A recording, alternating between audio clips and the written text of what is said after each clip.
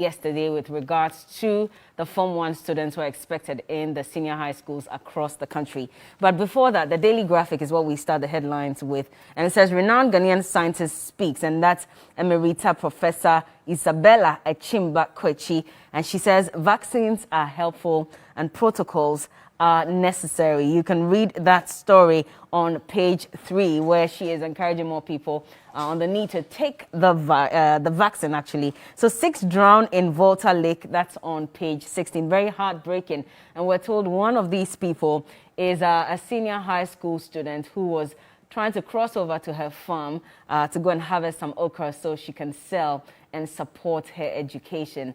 And it's sad that, unfortunately, she met her untimely demise. May they all rest in peace. And charges against Ernest Thompson, 4 others, not sufficient. Supreme Court, that's on page 16. And it's with regards to the issue concerning SNIT and the fact that Mr. Ernest Thompson had been accused of causing financial loss to the state some time back. Well, the court has thrown it up and says evidence is not sufficient. Let's go to Business and Financial Times, and we have a photo of the finance minister designate, who says, by the way, that he's doing better, and he attributes it to prayers from Ghanaians as well. And there was an interesting question that was asked, that what about the doctors who took care of you? Do we not have God in Ghana? I'll let you answer that question yourself. But anyway, he says government still keen on moving from taxation to production, and that's on page 2. Also, some statistics have been released by the World Bank, and it says 24% of labor force are street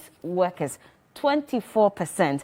And there's a further breakdown. It says 35% work on farms, and youth unemployment has hit 17.6%, and only 35% of wage workers registered with SNIT. And even out of this 35%, we're told, as of yesterday by the technical director at the Finance Ministry, that we should not expect any significant increase in wages and salaries for the next 3 years because there's no money for that. We'll talk about that later. But automate GRA collection systems to achieve 72 billion Ghana cedis revenue target, according to Professor Quarte. And ground rent offers more in revenue than new sanitation tax.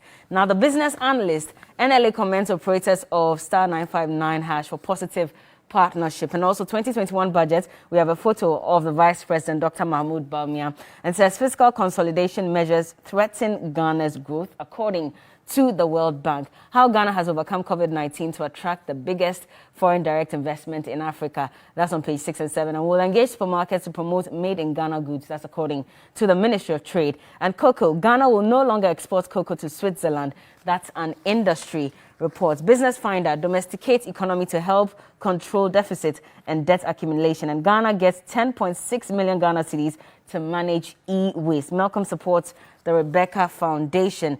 Daily Guide also says, Mr. Kenneth Japan heads Defense Interior Committee and amend ex-SNIT boss charges, Supreme Court to the Attorney General. Top cleric killed in prank, and Amewu victory ruling set for March 30th. Let's see what comes out of it. Remember that lawyer Chachu Chikata had filed an application to review a ruling by the Supreme Court, to of course, throw away that ruling by the High Court with regards to Honorable Peter Amewu and the issue concerning whether he really should hold himself as the MP for that area or not. But anyway, Ghanaian Times also says Goldfields Ghana presents 120.7 million Ghana cedis dividend to government. Police clamp down on galamseyers. 55 Changfangs destroyed, and operations on Tano Bonsa rivers. I think I've read this already.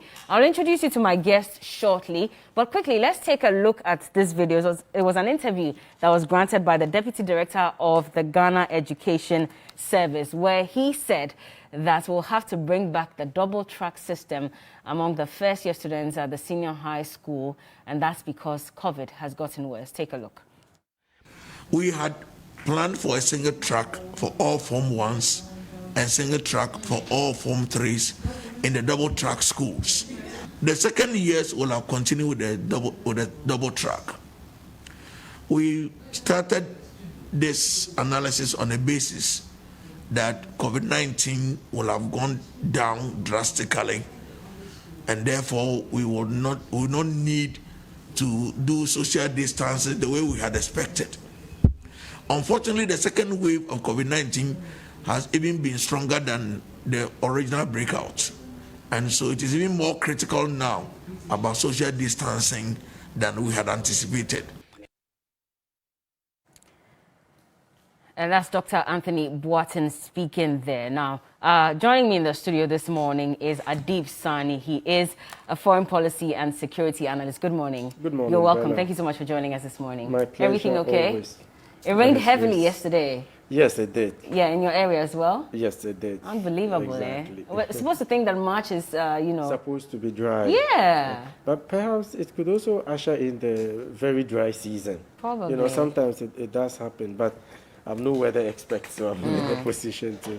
Anyway, we're also expecting lawyer Chris Momhesi. He'll be joining us shortly so we can continue the conversation. But since you're here, Adib, let me quickly go back to the 3rd of January, 2021. That was when President Akufo-Addo gave his 21st address to the nation with regards to COVID-19. And he had announced that there was not going to be any double track system for the senior high school 1 and senior high school 3 students.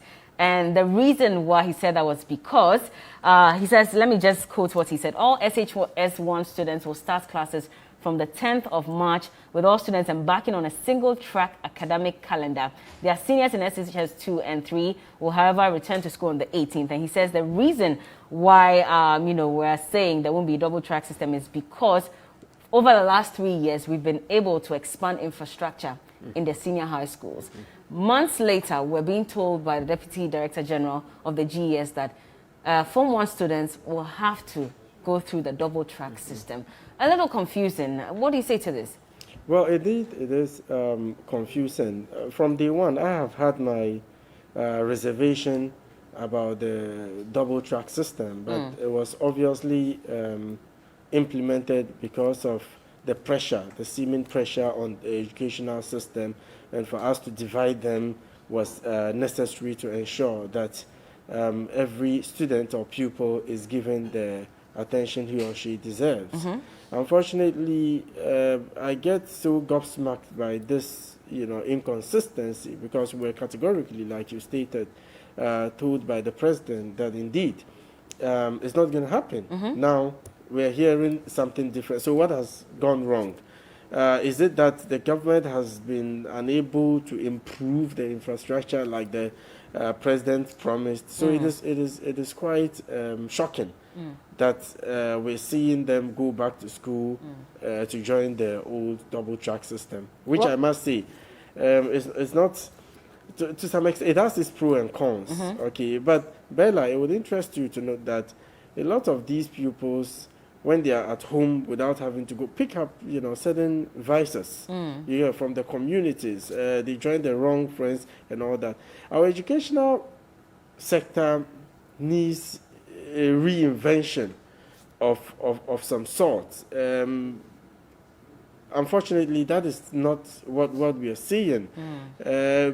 Just ask yourself, how many of the politicians' children are educated under such circumstance? Okay, because they have seen themselves that, no, this is not helping. So you have a lot of them go to private schools, and some even get out of the country to get better education than what we're having here.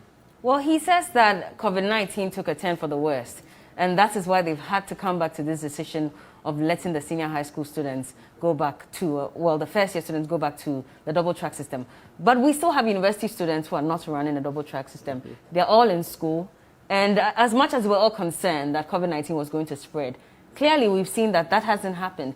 And so what is so different about senior high school students that makes it okay for us to reintroduce the double track system amongst the Form 1? So we're told specifically, and again it says, the president said that the expansion of infrastructure at the various senior high schools over the last 3 years has brought us to this favorable situation. Berla. So why can't we run it in the secondary schools if we're running it at the university level? Berla, I am not in any way bastardizing the idea that COVID-19 has brought a lot of changes to our plans, even at the very individual level.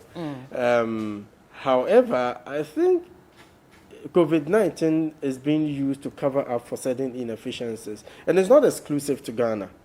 The world over, where there are inefficiencies, the most convenient excuse is COVID-19. I think that if they had really planned, like they said, we wouldn't have had COVID-19 distracting the whole process. But we all didn't see it coming. Sorry? We all didn't see COVID-19 coming, so it threw everybody off. God. Exactly. Yeah, it's a fact. It's a fact. But you see, when the president announced it, it seemed like plans were already advanced.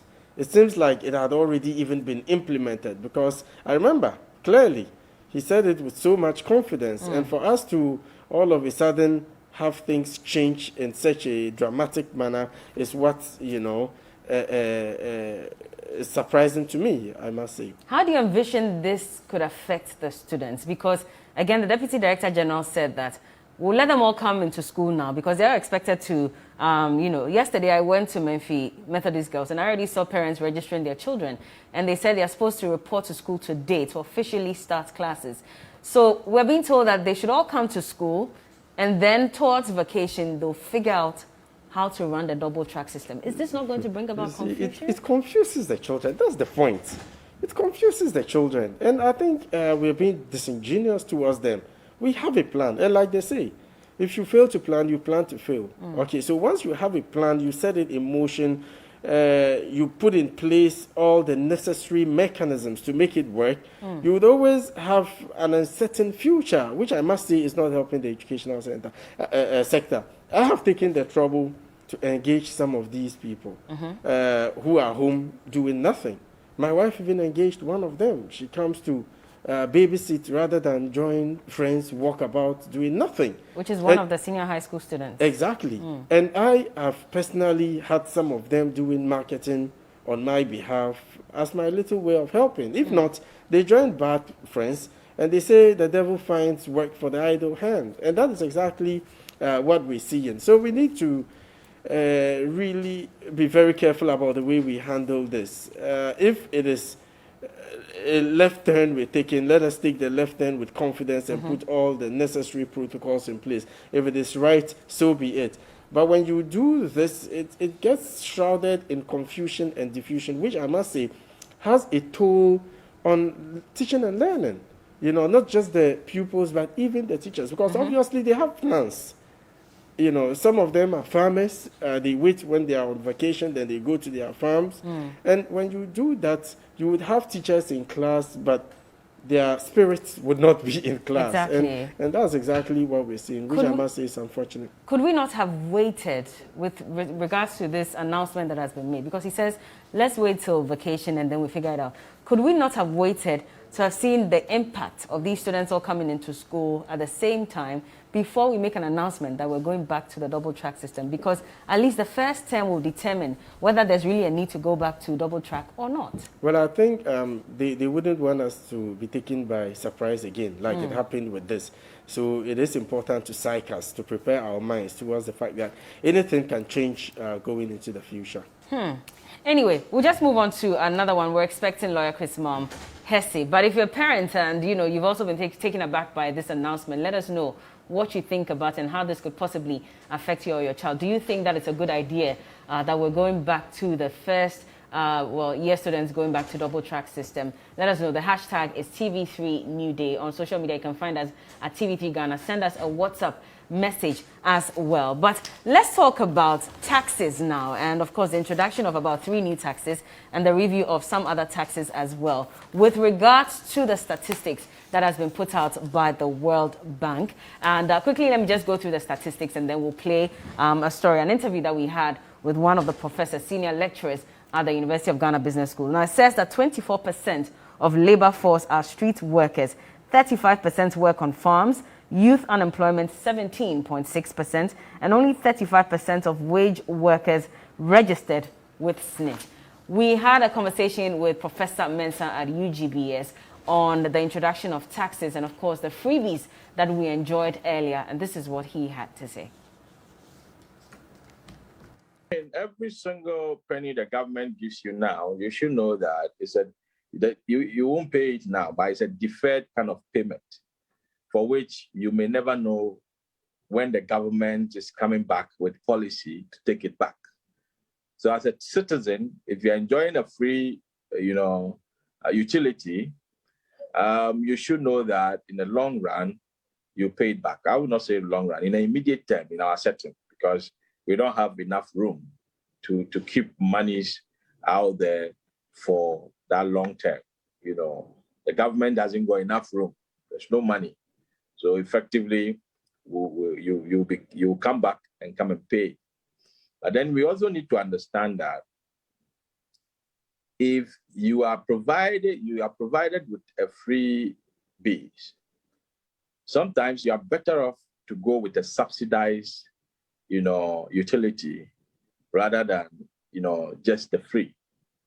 Because anything free comes at a hidden cost. Whatever you spend, right, the year before, your expenditure lines, the year before the current year, will determine your revenue. So if your expenditure is going into areas that can give you more revenue the following year, then you are likely to gain. But last year, chunk of our expenditure, did not go into those areas. And the indications are that the OPEC countries are going to struggle, right? How much more, Ghana, which, our oil is not that much. But then in the end, it's part of our revenue generation. So effectively, these are all things that I say, I look at the budget numbers and I come up and say that they are overly optimistic numbers, which is causing for unnecessary borrowing. Chunk of this current taxes that were introduced, they are the same people that are being overburdened by taxes. They are the ones that will be paying those taxes. Because how many people will buy fuel, apart from your earnings get to a certain level, and then you can buy a car, and then by the end of the day, you go and buy fuel. So if you put pollution and sanitation tax at the pump, right, then you should expect that you are overburdening the same people that you are taxing them on their payee to pay more. All right, and with regards to the reports that has been put out, that means that there are about 35% of wage workers are the ones who are likely to pay heavily these taxes, whilst we have about 35% of them, or 24% of the labor force on the streets. And these also make up a greater part of the informal sector. Yes, and exactly. We don't really have a proper system that taxes these people. So at the end of the day, we are the ones who are paying these taxes for all the freebies that all of us enjoy. Yet we earn less. You see, that is the retrogressive nature of the tax system. And I speak as a businessman. And, it has a rippling effect on the supply chain. So if hitherto I paid 3% as flat rate, now I'm going to pay 4%. So obviously it will transcend in my prices. And I'm going to review my prices today, And when you change it, of course, when there are changes, even at the pump and, other sectors of the economy, obviously, like I said, it would have effects on general purchases and supply, and it affects you and I. And that is the problem. You see, in the past, there was talk about widening the tax net. I'm no tax expert, so I'll speak as a layman.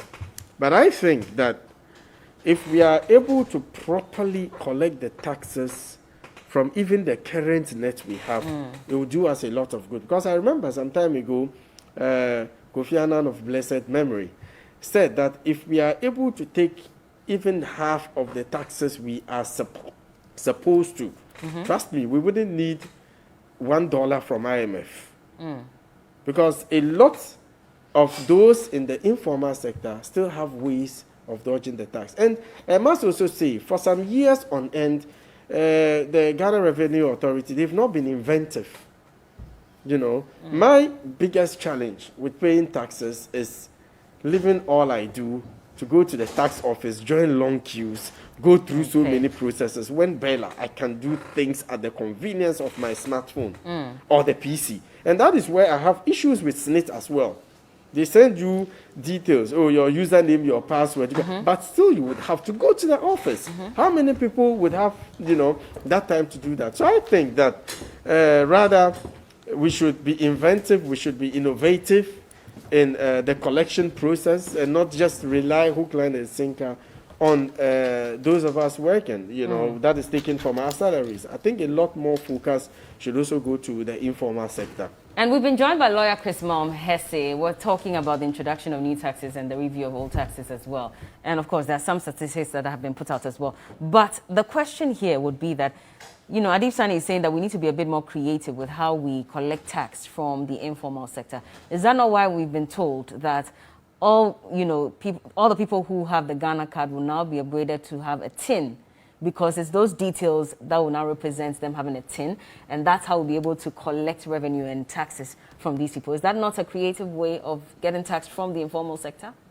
Yeah, that's a very creative way, and you realize that in the imminence of the COVID situation, the government had to couch out a lot of relief packages, which hitherto those monies would have gone to other priority sectors, and the same thing has hit other economies in the world. Government is trying to come up with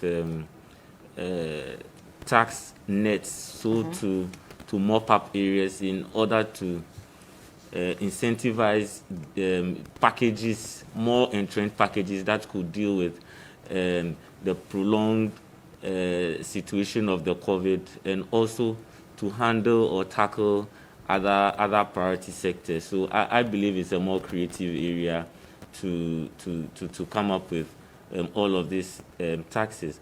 But the concern is whether it is an increase in the tax net, or it is still growing the wider net within the formal sector to capture people who are already contributing to tax in one way or the other. I've heard economics over the past few days make distinctions between the two. So I'll urge the policymakers to listen to some of these eminent economists to see how best we could come out with it, especially my senior colleague, Dr. Ali Achian. He's a tax expert, and he has made a lot of inroads, contributions to these things, trying to come up with alternatives as to how government could mop up in the tax area more than just introducing taxes. But until then, until it becomes effective, we all know, and yesterday we were told by the technical advisor of the Ministry of Finance that we should not expect any significant increase in salaries for the next 3 years, because there's really no money for that. And so we have to call a spade a spade. And so at the end of the day, this 35% of workers who are already being taxed are being asked to pay some more taxes to cater for the 24% who are on the streets, the 35%, or that percentage of people who work in the informal sector, which is a greater percentage compared to the formal sector. Yes. Salaries are not increasing, but goods and services will not remain constant. We're being taxed on, extra fuel and all of that. So that means at the end of the day, we are paying and catering for these people who hitherto are not really paying any taxes directly. Yes, it seems we're on the same page. That's what I was just trying to explain, that the issue looks more like those who are already paying taxes are going to continue to pay greater taxes, rather than we seeing a wider expansion in the tax net.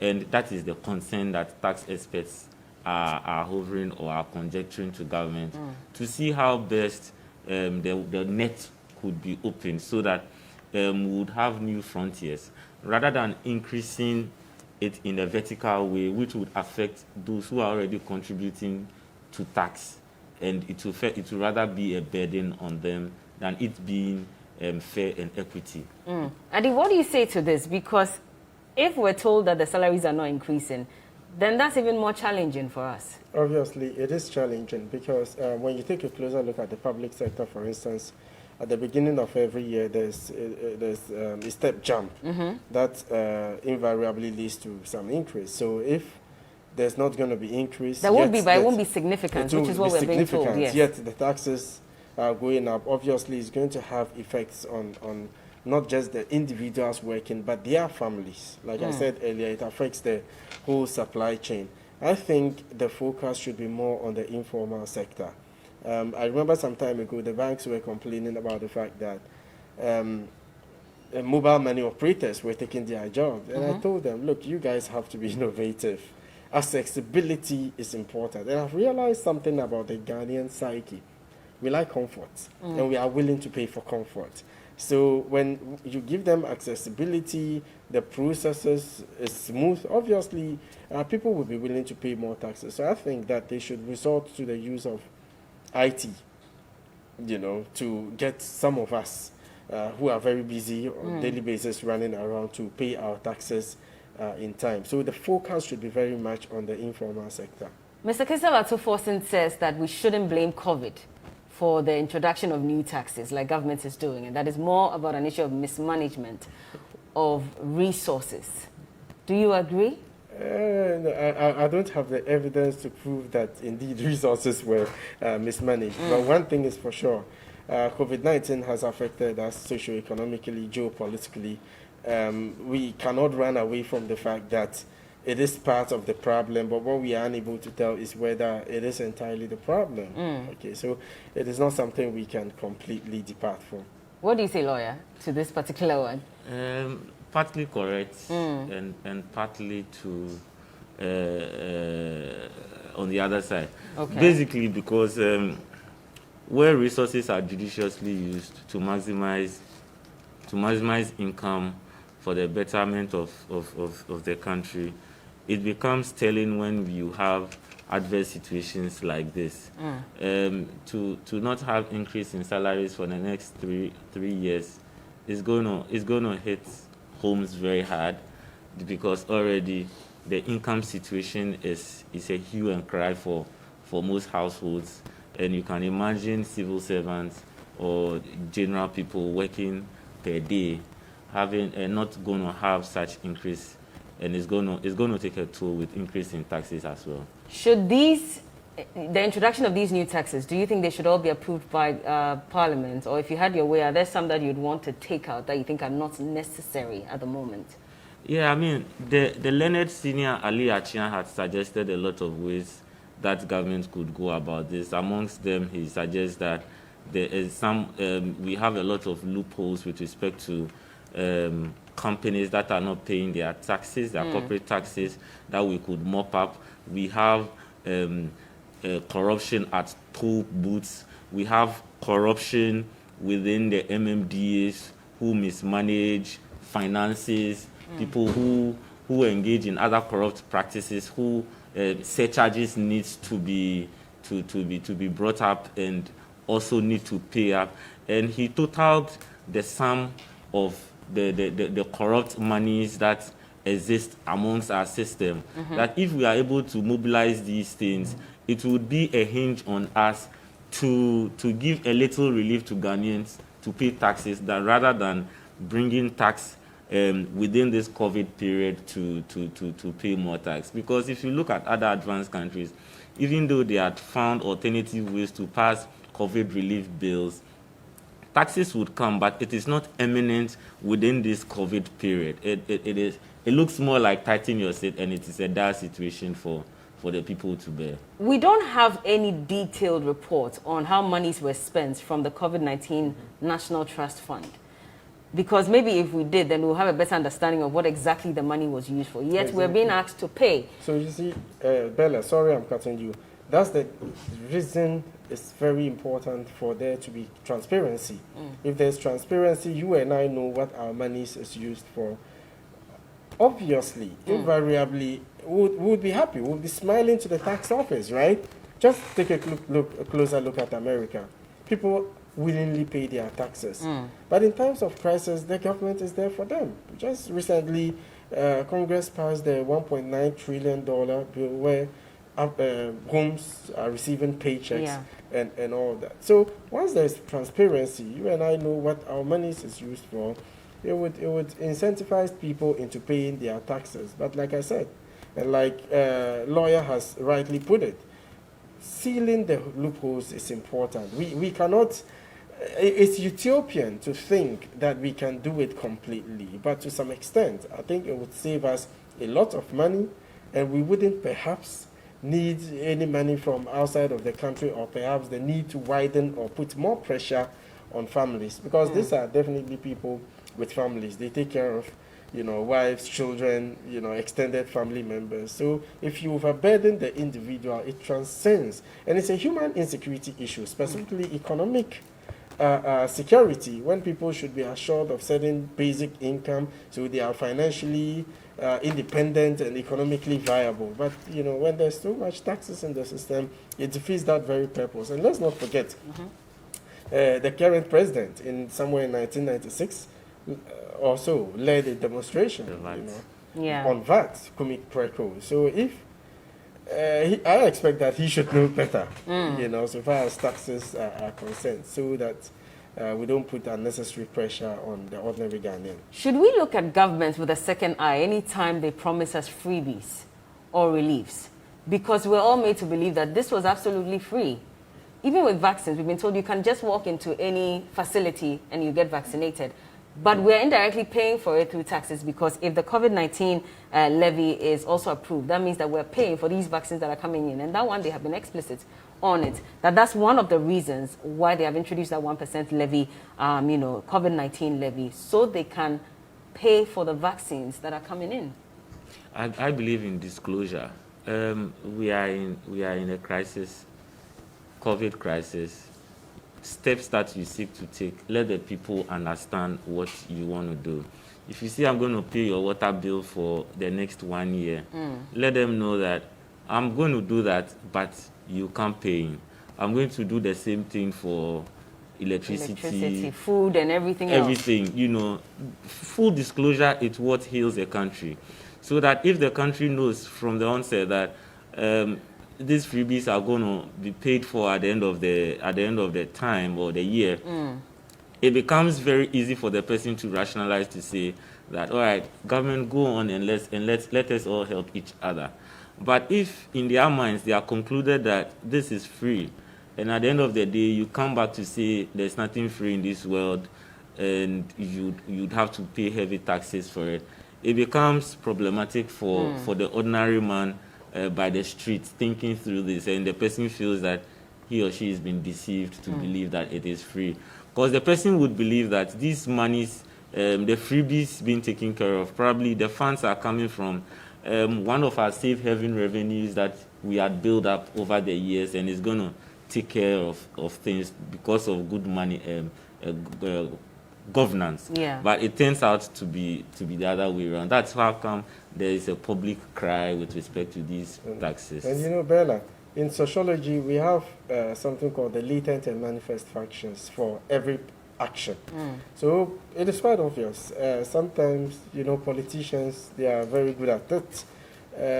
The manifest open function or reason for that is to help Ghanaians, in these times of difficulty.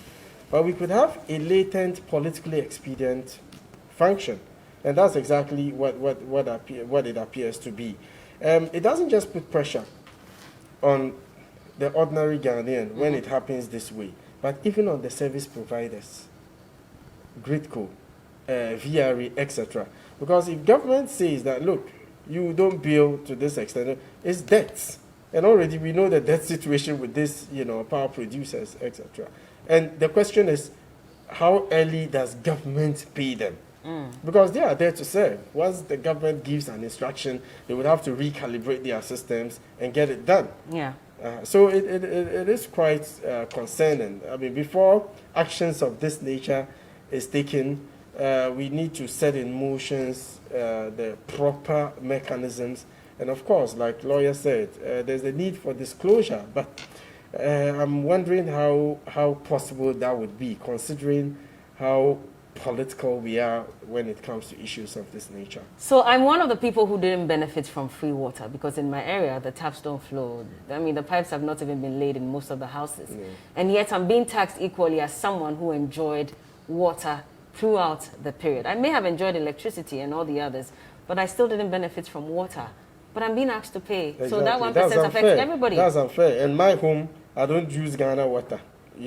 It's a borehole we purify, and I'm also paying for the taxes. So, that tells you how unfair the tax system is in Ghana. And it is worse for people living in communities where it's deemed as free, but yet you have persons who get the water for free and would sell it to people who are paying, tax. Exactly. You know, so people have made money off these yes, freebies. so they are making double money. So I have water and I'm selling water, but yet still that water is being catered for by government. And I'm paying to people who are paying tax. What does this say to our system? Because then clearly, like you have said, it's unfair. Yes, so you're taking advantage over the system to make more money. And there are some communities who haven't seen tap water before. And yet everybody is going to pay this tax. Everybody is going to pay it. That's the problem. So it's a problem. It's a system issue. You know, if we are able to have a robust system that can tell, look, these are persons enjoying from the water system, of course, we should be able to sanitize it to some extent. But for now, it's a no-no.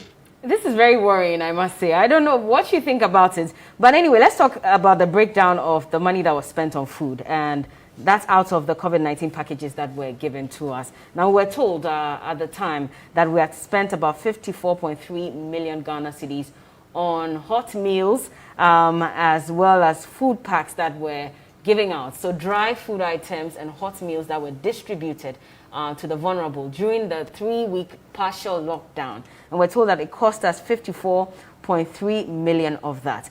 And so each person, who received that food was said to have, received 5 cedis a day.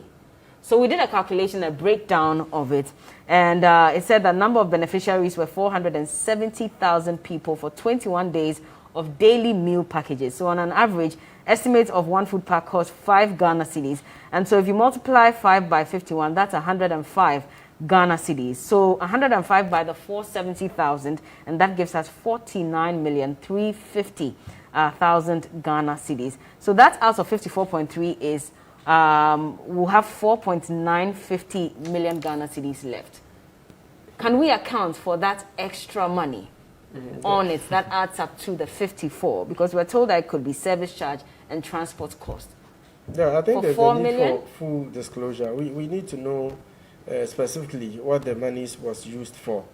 Unfortunately, you and I might not be able to track how many people really benefited from this whole scheme.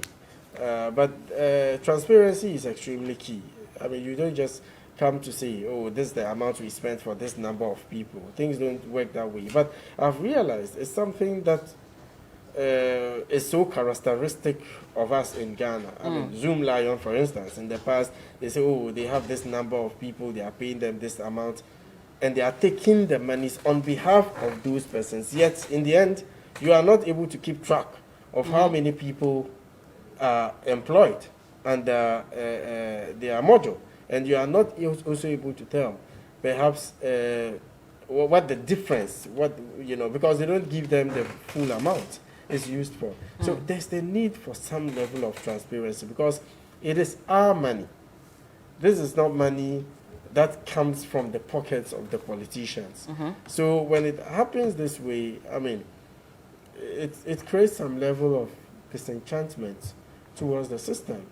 And you have people not willing to do anything or go extra mile for the country. So we really need to know, as a matter of urgency, what that balance is for, whether it is service charge, but the people need to know.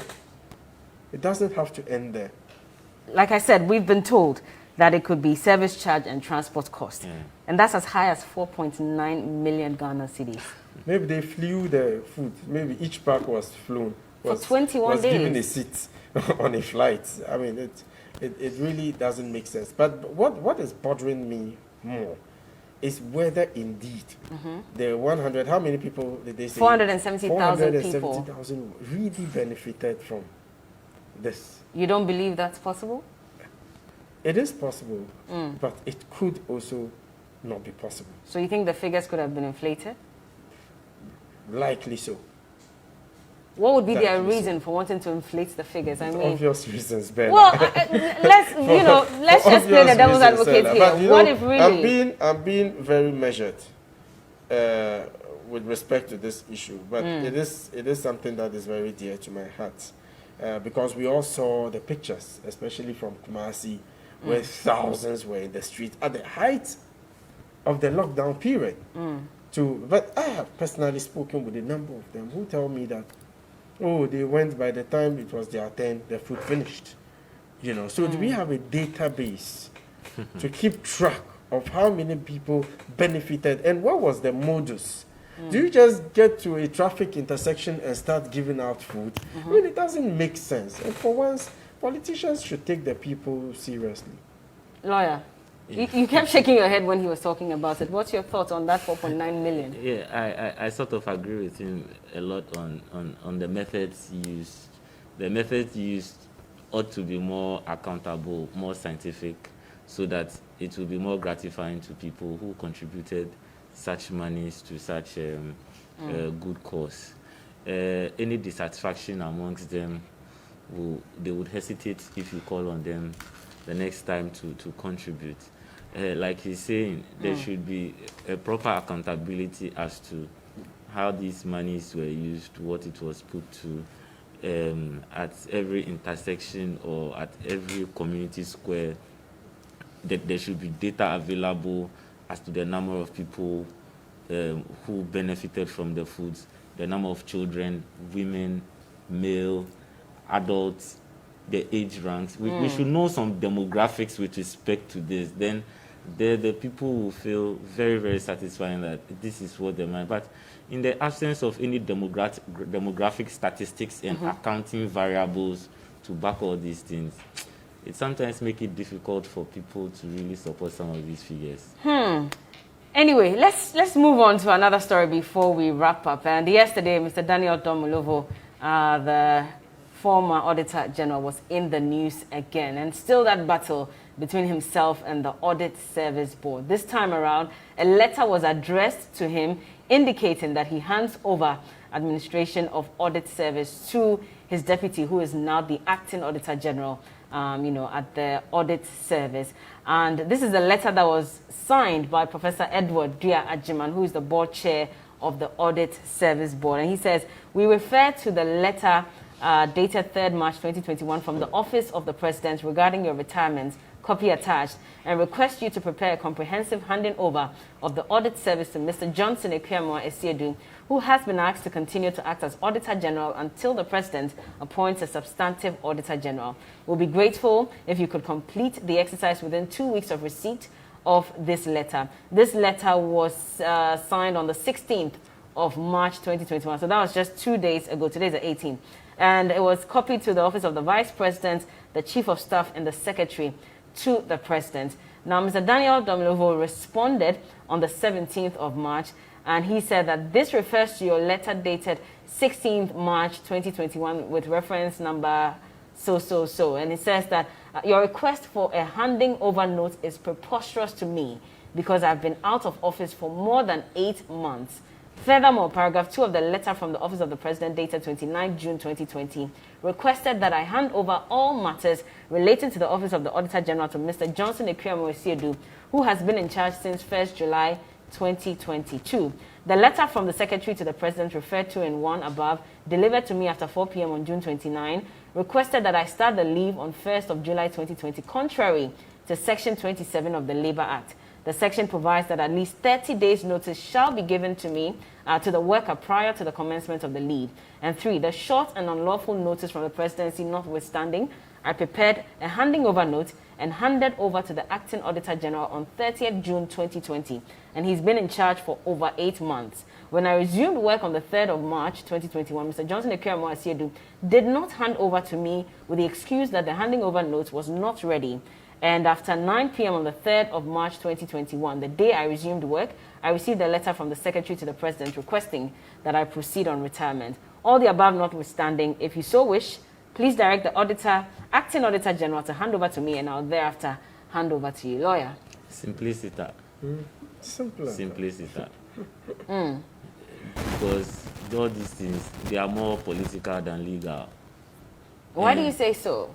Yes, I mean, if you look at the chronology of facts and the seemingly looking breaches in the face of certain legislations, the gentleman, before proceeding on leave, handed over notes to the acting officer Now, upon his resumption, the acting officer has failed for other reasons best known to him to give him whatever notes he is required of, to apprise himself with the day-to-day matters of the organization. Now it is a situation that the board is asking him to give off. What is he going to give off when he has nothing? Yes, so you should rather direct your letter to the acting officer so that he would give you the details, because in any situation, Mr. Domlevo is not seized with anything to give off. So what's he going to give off? He has nothing to give off. What's this back and forth between Mr. Daniel Domlevo and what looks like the board chair of the Audit Service Board? Because, I mean, we thought that once he's proceeded on retirement, that should end whatever bad blood they have between them. I wouldn't say necessarily that this also constitutes to that.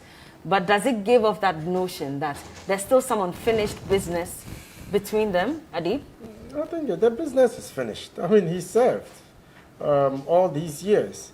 As a matter of fact, I expected that upon resumption, after going on an 8-month leave, his acting Auditor General should have handed over to him, even if it is for an hour or two, then perhaps you would hand over to whoever is acting for the president to appoint a substantive later.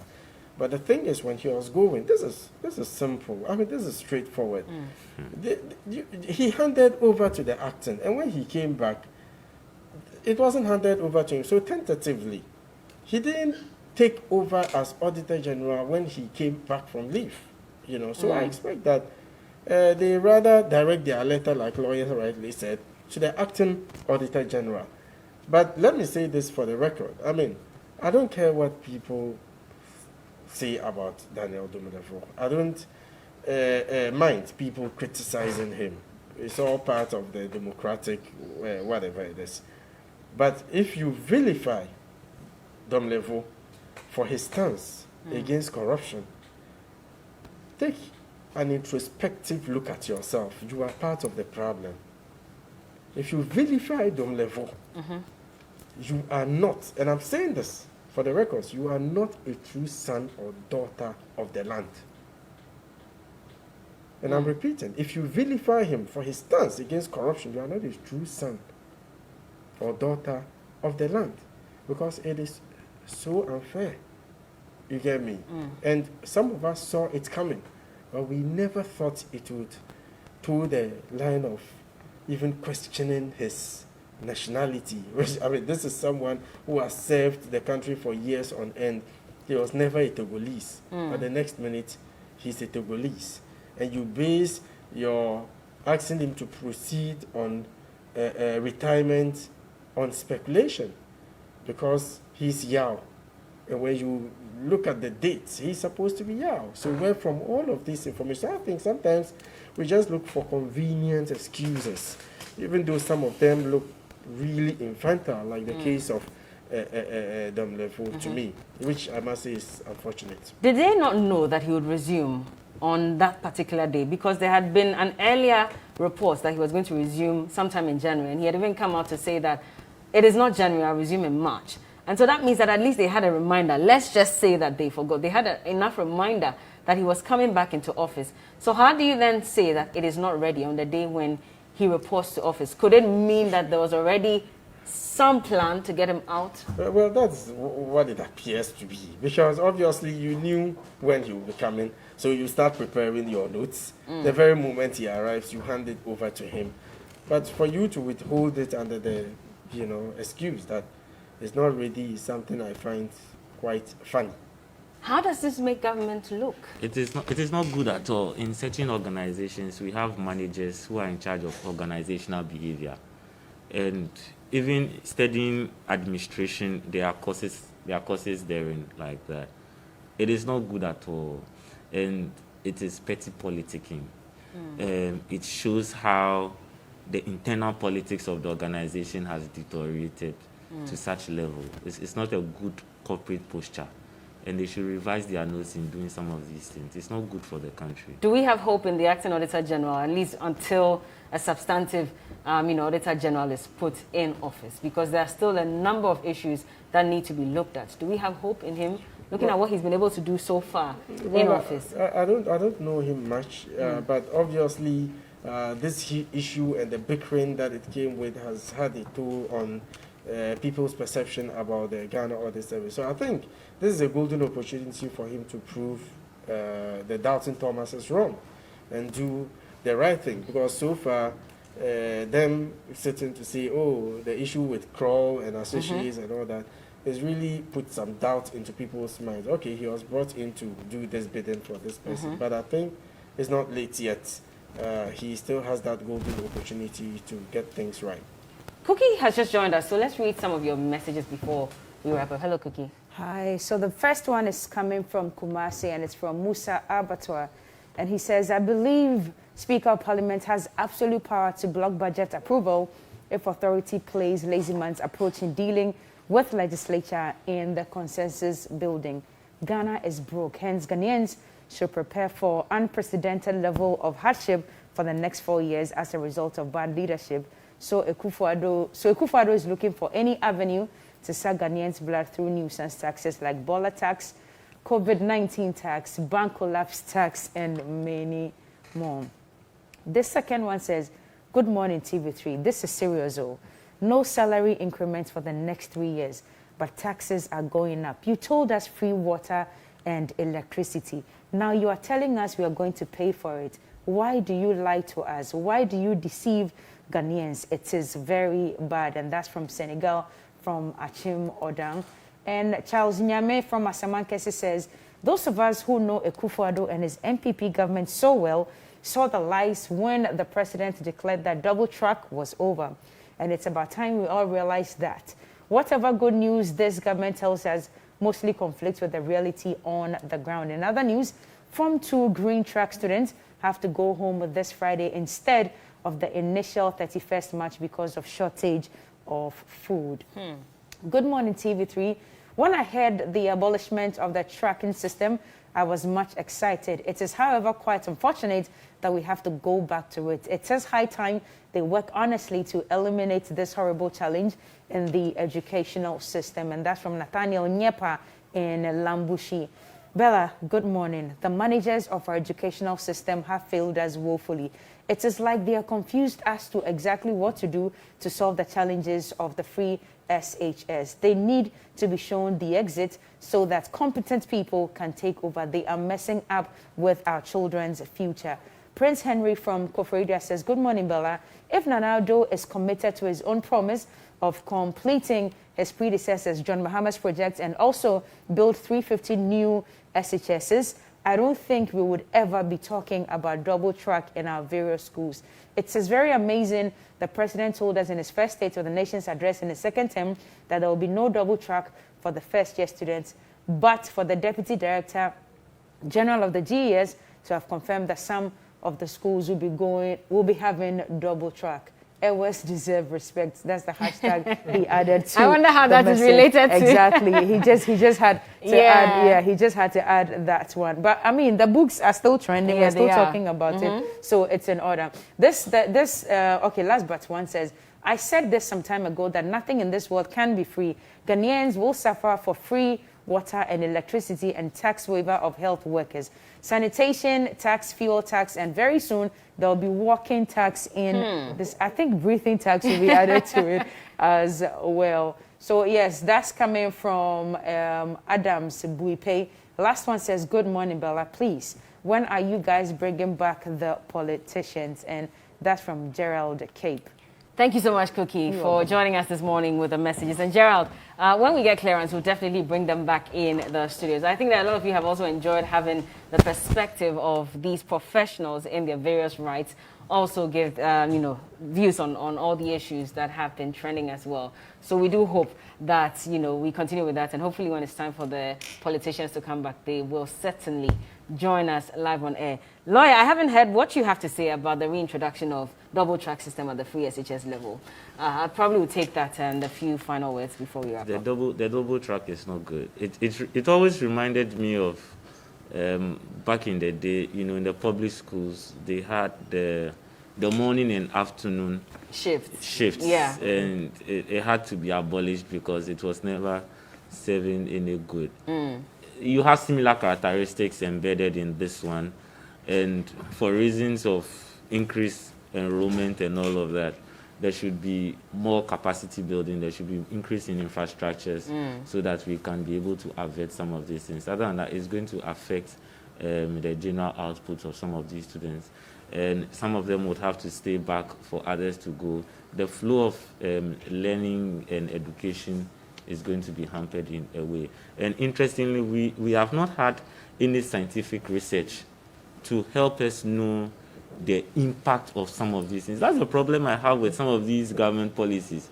We don't embark on scientific research to test whatever we are doing, to know whether we could continue with it, abate it, and all of that. And we should have a more scientific approach to know what the details are. But the Deputy Director General also says that when they announced free SHS and they announced the double track, they said they're going to phase that out within 5 to 7 years. And so if we've done just 4 years and they said they would phase it out and now they're coming back with it, at least we should give them enough time within that period so they can, do it the right way like they mentioned. By now we should have, like I said, scientific research to tell us what we have done so far. What are the progress outcomes? The expected outcomes, what are the variables, what's going on, so that we are better apprised with, should we even shorten the expected time in 7 years, what avenues avail us. But we are just following a policy which we have not necessarily verified scientifically to give us the necessary information on the way forward. Any final words before we go? Okay, well, I have a message for the youth.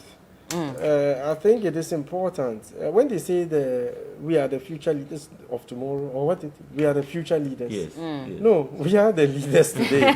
You understand? I think it is important we go beyond looking at national issues, especially of interest to us, beyond the political lenses. We have to call and demand accountability. And public officers will also have to understand that they are answerable to the people, and whatever they do, they have to account to the people as well. Unfortunately, when things happen, the youth of today, even on social media, the first question they ask is it NDC or NPP? Once it is your party, they are right. Yeah. Once it is your the opposition, the other side, they are wrong. So your question you ask yourself, your party, haven't they committed mistakes before? The other side, haven't they done anything good for Ghana before? Let us go beyond the politics and have Ghana at heart, rather. Absolutely. Thank you so much. I've been speaking to Adib Saani. He's a foreign policy and security analyst, and lawyer Chris Malm-Hesse is a private legal practitioner as well. Thank you, gentlemen. And yes, we'll have some more topics to discuss right here on TV3 New Day with Johnny and Cookie. Sports is coming up shortly. And, of course, some entertainment before we wrap up. We're on till 10 a.m. Keep your messages coming in via social media. The hashtag is TV3 New Day. We'll be right back.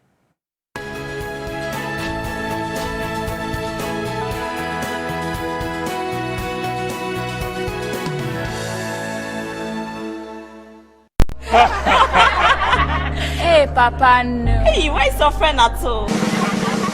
I was at the bar with my friend Ato. We are betting the game and tensions were high. And Ato said, Charlie, we could lose. So then I said, same day. I won 15,000. Then Ato said, wait, we bet the same amount. How come I only got 9,000? Now I asked, yo, you didn't bet to Bet Planet? Wait. He didn't bet to Bet Planet? I didn't bet to Bet Planet. Then the bartender said, Ato, you suck, oh. Sharp, I go take all my money. Then Ato said, all your money? That was quick, oh. He's betting people say, come for yours tomorrow. We went the next day and they said, come for the rest tomorrow. For the best odds, biggest wins, and fastest payouts, choose Bet Planet. So Ato, where you dey? I still take you inside. This advert has been vetted and approved by the Gaming Commission of Ghana. Bet responsibly, not for persons below the age of 18. Wow, my uniform looks different. Feco spray starch. Majima point. Actually, pause. When you want to remember the morning, I feel you spray starch, Papa. On particles be our water, no wrinkles, smooth iron. Yes, Papa. Feco spray starch. Me here perfume. Feco spray starch. Look sharp. Look sharp. Look sharp. Nido Fortigrow contains essential nutrients to help your child be body and mind ready for school. I know he's ready because the love I give him grows with him. This advertisement has been vetted and approved. Do not drop that winners. The fight is still on. Constant disinfection is still very pivotal in the fight against COVID-19. Call an expert today on 020-300-4055 or 050-126-5426 to ensure your space is disinfected.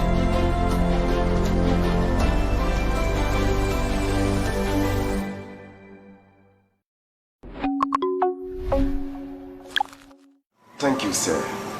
Hello, my name is Samuel Ofori, a film actor and a film director. Because of the nature of my job,